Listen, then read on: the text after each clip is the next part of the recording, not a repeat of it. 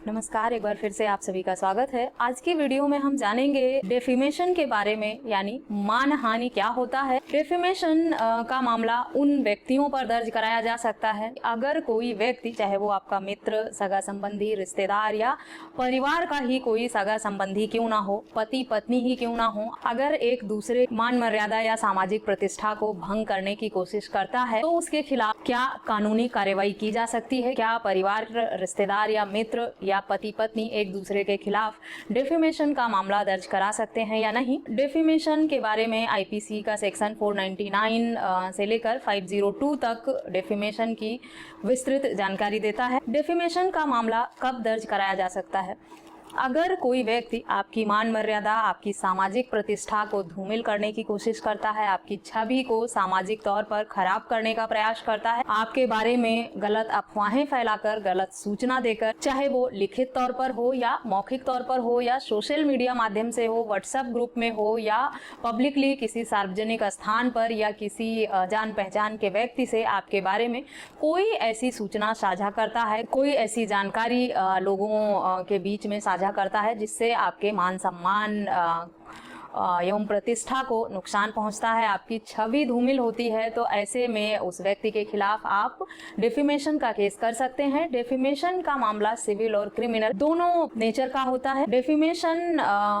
के मामले में दोषी पाए जाने वाले व्यक्ति को 2 साल की सजा, जुर्माना या फिर दोनों से दंडित किया जा सकता है। साथ ही साथ अगर कोई व्यक्ति कंपनसेशन चाहे उस व्यक्ति से जिसने उसकी छवि खराब की है, तो उससे मुआवजे के तौर पर एक धनराशि की भी मांग कर सकता है। आमतौर पर डेफेमेशन का मामला दर्ज कराने की नौबत तभी आती है जब कोई व्यक्ति किसी की छवि को इस हद तक धूमिल करने की कोशिश करता है कि उससे बर्दाश्त से बाहर हो जाता है। किसी व्यक्ति को मान सम्मान और रिस्पेक्ट सामाजिक तौर पर बनाने में वर्षों लग जाते हैं या यूं कहें तो पूरी जिंदगी बीत जाती है, लेकिन किसी व्यक्ति की एक गलती की वजह से या एक गलत स्टेटमेंट की वजह से, गलत मैसेज की वजह से उस व्यक्ति के द्वारा अर्जित की हुई जो प्रतिष्ठा है, मान सम्मान है, वो मिनटों में मिट्टी में मिल जाती है। और ऐसे में अगर किसी व्यक्ति पर इस तरह के निरर्थक आरोप लगाकर उसकी प्रतिष्ठा को नुकसान पहुंचाने का प्रयास किया जाता है, तो उस व्यक्ति के पास ये विकल्प होता है कि जिसने इस तरह से उसकी छवि खराब करने की कोशिश की है, उसके खिलाफ मानहानि का मामला दर्ज करा सकता है। मानहानि का मामला दर्ज कराने के लिए ये जान लेना बहुत जरूरी है कि किस तरह का स्टेटमेंट या किस तरह की अफवाहें या किस तरह की जानकारी अगर कोई व्यक्ति आपके खिलाफ साझा करता है तो आप उसके अगेंस्ट डेफेमेशन का केस कर सकते हैं। सार्वजनिक तौर पर अगर कोई आपके खिलाफ झूठे आरोप लगाकर अफवाहें फैलाता है, फेक न्यूज फैलाता है, या सोशल मीडिया पर या व्हाट्सएप ग्रुप में कोई इस तरह की न्यूज या कोई इस तरह की अफवाह साझा करता है जो झूठी है, निरर्थक है और उससे आपके मान सम्मान को ठेस पहुंचता है, आपकी छवि खराब होती है, तब आप उसके खिलाफ डेफेमेशन का मामला दर्ज करा सकते हैं। अगर कोई व्यक्ति डायरेक्ट आपको कुछ अपशब्द बोलता है, आप को नीचा दिखाने की कोशिश करता है, डायरेक्ट फोन करके, मैसेज करके या सीधा कहीं भी सार्वजनिक तौर पर अगर आपको मिलता है, किसी पब्लिक प्लेस में आपको मिलता है और वो डायरेक्ट आपको कुछ ऐसी बातें बोलता है सीधे तौर पर जिसमें किसी थर्ड पर्सन की इन्वॉल्वमेंट नहीं है, किसी तीसरे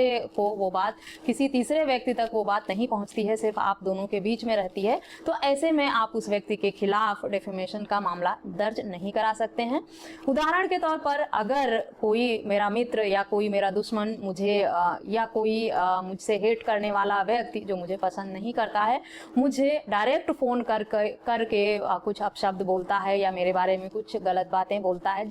जो सिर्फ मेरे और उसके बीच में रहती है, या कहीं वो रास्ते चलते मुझे मिल जाता है और वहां पर वो सीधा मुझसे कुछ अपशब्द बोलता है या कुछ ऐसी बातें बोलता है मेरे कैरेक्टर के बारे में या मेरे काम के बारे में या इस तरह की कोई भी बातें सीधा मुझसे से ही कहता है तो मैं उस पर डेफेमेशन का मामला दर्ज नहीं करा सकती। लेकिन वही व्यक्ति अगर मेरे किसी मित्र, किसी रिश्तेदार, मेरे वर्क प्लेस पे या मेरे किसी पारिवारिक ग्रुप में या सोशल मीडिया पर मेरे खिलाफ, मेरे बारे में झूठी अफवाहें फैलाता है, गलत जानकारी साझा करता है, जिससे मेरी छवि खराब होती है, सामाजिक तौर पर मेरे मान सम्मान और प्रतिष्ठा को नुकसान पहुंचता है, तब मैं ऐसे व्यक्ति के खिलाफ डेफेमेशन का केस कर सकती हूँ। बहुत लोगों का सवाल था कि क्या पति पत्नी भी एक दूसरे के खिलाफ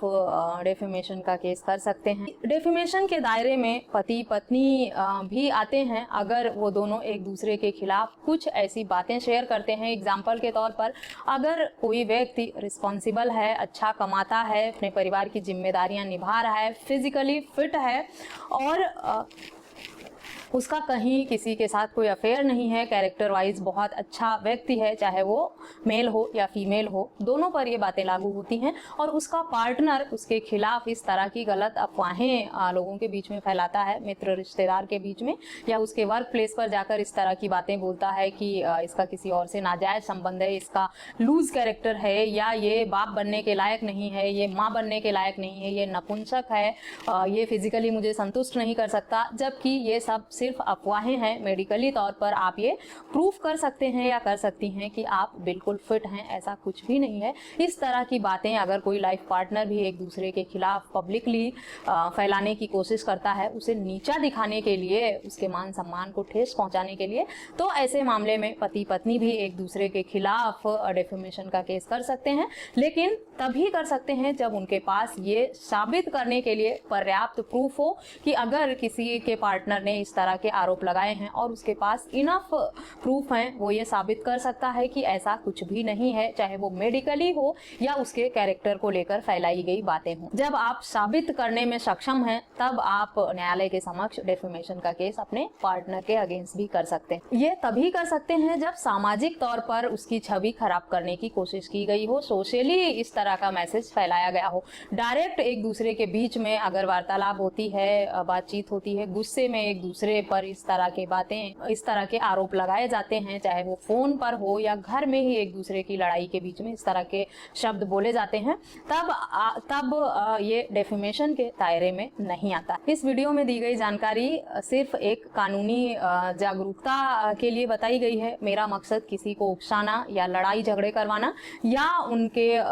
उनके बीच में किसी भी तरह का मतभेद उत्पन्न करना बिल्कुल भी नहीं है। जो बातें प्यार से बैठकर सुलह समझौता करके और बातचीत करके सॉल्व किया जा सकता है, उसका विकल्प कभी कोर्ट या पुलिस नहीं होनी चाहिए। कोशिश यही करनी चाहिए कि कोई गलतफहमी हो या किसी रिश्ते में मिसअंडरस्टैंडिंग की शुरुआत अगर होती है तो उसे बातचीत करके प्यार से ही सेटल कर लें, ताकि बात न्यायालय, पुलिस और यहाँ तक पहुंचे ही नहीं। लेकिन कई बार ऐसा होता है कि हम चाह के भी हालातों को कंट्रोल नहीं कर पाते, हमारे कंट्रोल में चीजें नहीं रह जाती हैं। हम चाहते तो हैं कि लड़ाई झगड़ा ना करें, कोर्ट पुलिस तक ना जाएं, लेकिन मामला इस हद तक बढ़ चुका होता है या सामने वाला जो है वो कुछ सुनने समझने को तैयार ही नहीं होता है। तब मजबूरन उस व्यक्ति को भी अपने बचाव में या अपने आप को सही साबित करने के लिए और जिसने इस तरह का कृत्य किया है उसको सजा दिलाना उस व्यक्ति की मजबूरी बन जाती है और ऐसे व्यक्तियों को सबक सिखाना भी जरूरी हो जाता है, ताकि वो भविष्य में किसी के खिलाफ मुंह खोलने से पहले, कुछ भी अनाप शनाप बोलने से पहले एक बार सोचें जरूर कि उनके शब्दों से किसी की जिंदगी पर क्या असर पड़ता है। ये सिविल और क्रिमिनल दोनों नेचर का होता है। कंपनसेशन की मांग भी की जा सकती है। एक इम्पॉर्टेंट पॉइंट और रह गया इसमें कि क्या कोई एम्प्लॉई अपनी कंपनी के खिलाफ या कोई कंपनी का मालिक या कोई कंपनी अपने एम्प्लॉई के खिलाफ भी डेफेमेशन का केस कर सकती है या नहीं? बिल्कुल कर सकती है। अगर किसी एम्प्लॉई के बारे में कोई कंपनी गलत बातें फैलाती है कि उसने चीट किया है, फ्रॉड किया है वहां से और वो चला गया है, कोई भी इस तरह का स्टेटमेंट कंपनी अपने एम्प्लॉई के खिलाफ देती है जिससे उसका फ्यूचर कैरियर खराब हो जाता है, उसके जॉब अपॉर्चुनिटीज खत्म हो जाती हैं और ये सब झूठी हैं, तो ऐसे में वो एम्प्लॉय भी अपने कंपनी के खिलाफ डेफेमेशन का केस कर सकता है। ठीक इसी तरह से कंपनी भी अपने कर्मचारी के खिलाफ अगर अपनी कंपनी के खिलाफ जॉब छोड़ने के बाद गलत स्टेटमेंट इधर उधर देता है तो कंपनी भी एम्प्लॉय के खिलाफ डेफेमेशन का मामला दर्ज करा सकती है। आशा करती हूँ डेफेमेशन को लेकर आप लोगों के मन में जो भी सवाल थी या जो भी क्वेरी थी, बहुत सारे लोगों के मैसेज आए थे कि कंपनी ने उनका फ्यूचर खराब कर दिया। कंपनी वालों का कहना था कि एम्प्लॉय ने जॉब छोड़ने के बाद उनके खिलाफ गलत बयानबाजी की, इधर उधर कंपनी की छवि खराब करने के लिए उनके खिलाफ झूठी शिकायतें की, लोगों में गलत तरह के स्टेटमेंट दिए को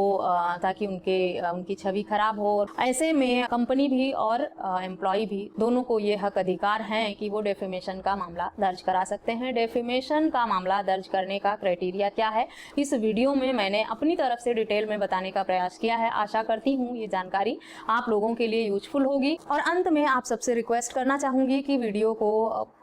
स्किप करके बिल्कुल भी ना सुने, पूरी वीडियो को अंत तक जरूर सुने ताकि आपको सही से पूरी जानकारी मिल पाए। एक लाइन या दो लाइन बीच में स्किप कर करके सुन लेते हैं आप लोग और फिर अधूरी जानकारी के साथ कुछ भी कमेंट करने लग जाते हैं। कुछ भी लिखने से पहले, कमेंट करने से पहले वीडियो को पूरी तरह से सुन लें और इस वीडियो को बनाने का उद्देश्य क्या है उसको भी समझ लें। उसके बाद अगर कोई क्वेरी है आपकी तो वीडियो की डिस्क्रिप्शन में और स्क्रीन पर भी मैं अपना व्हाट्सएप नंबर दे दूंगी, आप मुझसे संपर्क करके और भी जानकारी ले सकते हैं। इस तरह के किसी अन्य टॉपिक पर भी अगर आप जानकारी चाहते हैं तो मुझे कमेंट करके जरूर बताएं ताकि मैं उस टॉपिक पर भी आपके लिए वीडियो बना सकूं। इस वीडियो में बस इतना ही, मिलते हैं नेक्स्ट वीडियो में, तब तक के लिए थैंक यू एंड बाय।